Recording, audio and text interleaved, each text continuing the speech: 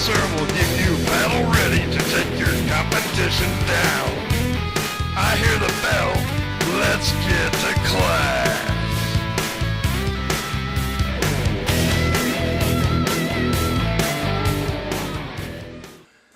Welcome to Fantasy University. Alongside the professor, I'm NOSTER.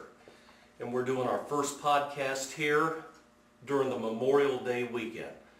And in honor of our servicemen, the professor has some words he'd like to say. Thank you, Noster.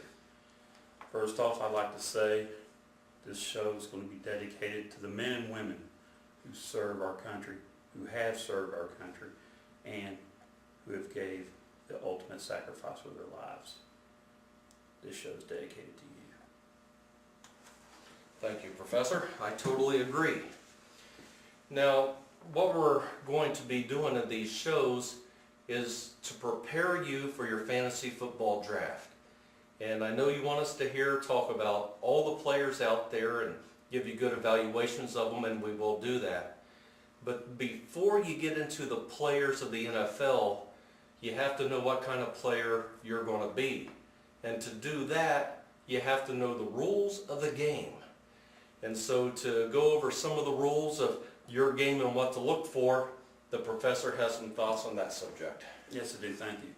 First off, know your league. You have to know your league. I cannot stress this enough. Know the rules of your league in terms of how many starters, how many wide receivers do I have to start, tight ends, and so forth. When you're looking at evaluating people, everybody has different opinions in terms of when you go to this place or that place in terms of, but you have to know your league. Somebody might say, well, running backs are more important. Well, maybe not in your league, where they stress maybe 4 starting wide receivers. Wide receivers would then have greater importance to your league.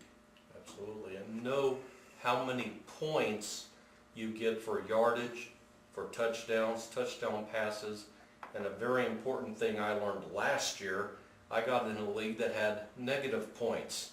Don't be surprised by that after week 1. Know your rules. Yeah, Noster, you're very excellently put. You have to know your scoring systems also.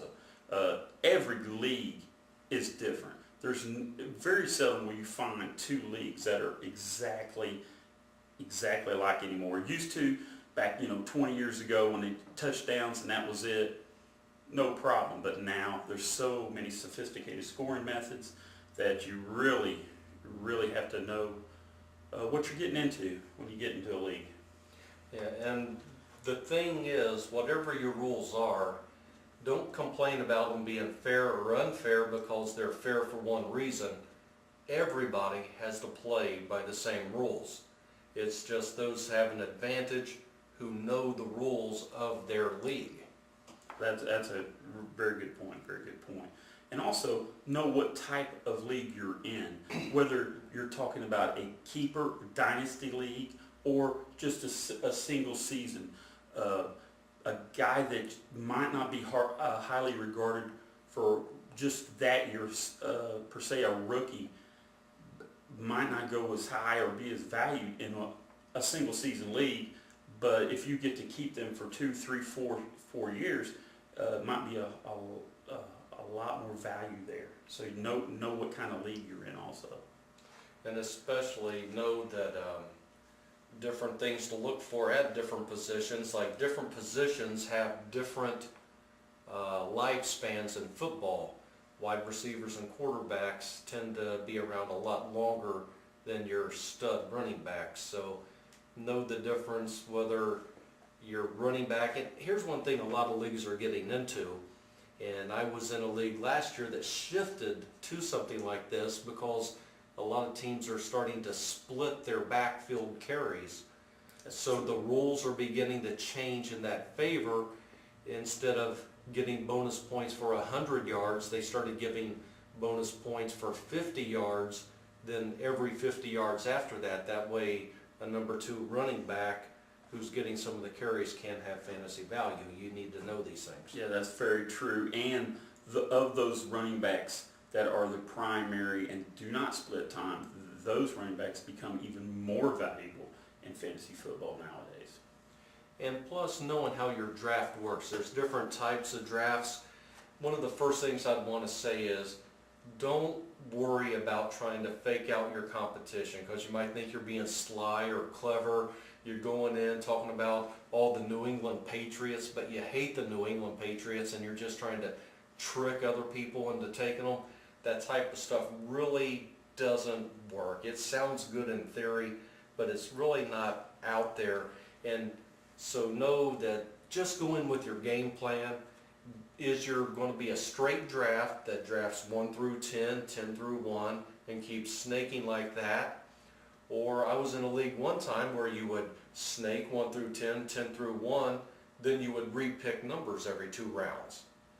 And then there's also, I think it's the professor's favorite type of league, the auction draft. Oh yes, the auction draft.